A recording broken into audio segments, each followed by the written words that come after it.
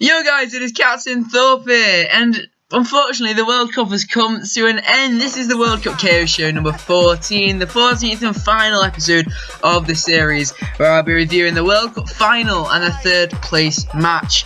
Well, it's been a great World Cup, honestly. It's been a great World Cup. England have done very well to get to the semi-finals, and overall the whole thing's been loads of goals, 169 in the whole competition. It's just been brilliant, from really dramatic matches, the high-scoring games. Everything about it has been absolutely brilliant, and even the country, even Russia itself, everyone's very pessimistic going into this, thinking they weren't a country that passionate about football, the politics is going to get in the way, but none of that was an issue. There's no fighting or anything. All the fans loved it there, and it brought everyone together, and that's exactly what a World Cup should do. It's a brilliant World Cup.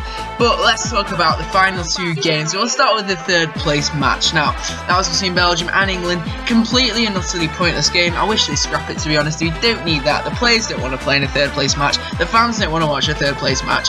No one wants to be involved in a third place match. But I said that because I didn't know whether we play a weak team or the team we've been using, and same with Belgium. I didn't really know what was going to happen in this one. I said England would win 2-1, just a stab in the dark. Oh no, we lost 2-0.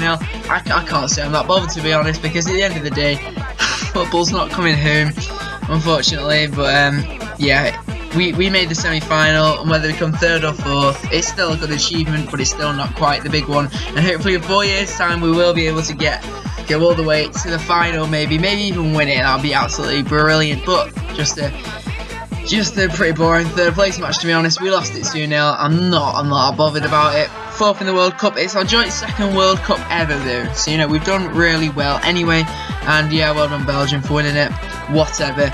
Neither team won, though. That's the thing. Neither team won. But let's talk about the important game. The game that we actually bother about. It's a World Cup final. You think, whoa, it's a World Cup final. I don't know. This one didn't seem as good as previous ones. And you can't say, whoa, hang on. There's been 6 goals in this one. You know, the last time that happened was 1966. Like, it's a brilliant final, but to be fair, the one 4 years ago, it was just more dramatic, wasn't it? 0-0 going into extra time, just one goal nicking it. I feel it's more dramatic. This one was a bit less dramatic for the neutral viewer. And did France deserve to win? I'm not sure, to be honest. Neither team was incredible, but France got a free kick. No, Croatia. No, France got a free kick thanks to Griezmann diving and cheating. So, you know, that wasn't a free kick, but they got it anyway. Then they got a penalty using VAR. The VAR was used incorrectly, to be honest. The referee didn't see it, so you can't be saying anything about clear and obvious, though, because the ref didn't actually see the incident. So it needs to be purely based on that footage. Is it a penalty or is it not? It's not about clear and obvious in this case. It's not that he saw the incident, decided it wasn't a penalty, and now it has to be clear and obvious because he didn't see it in the first place. I get that, but even still, it wasn't a penalty. For me, it just was not a penalty. He couldn't see Perisic with a handball. He couldn't see the ball with I forgot who it was jumping right in front of him. And then it happened to hit his hand. He didn't put his hand towards the ball. There was no room between it, between the man and the ball. You know, it wasn't deliberate by any stretch of the imagination. So it wasn't a penalty, but Griezmann dispatched it anyway, and that was 2 goals for France. And it ended up being 4-2 to France. I predicted 2-0, but I was wrong. It was 4-2 in the end. Well, I say I was wrong. I mean, I did say that France would win by 2 goals, so I'm kind of right. But overall, I didn't quite think that it would be such a high-scoring match. Croatia, they scored a wonder goal with Perisic. I mean, I know I used wonder goal lightly, but no, to be honest, that was a very, very good shot. The other goal, though, was an absolute joke. And to be honest, I would vote for it as goal of the tournament. Hugo Lloris, what on earth is he doing? He had the ball under control. It's not even like it was a sloppy touch. He had it under control. And then he just decided to try and take on the man in front of him, Mandzukic, and then he just gave it straight to him. Mandzukic tapped it into an empty net. What on earth was that about? I don't know.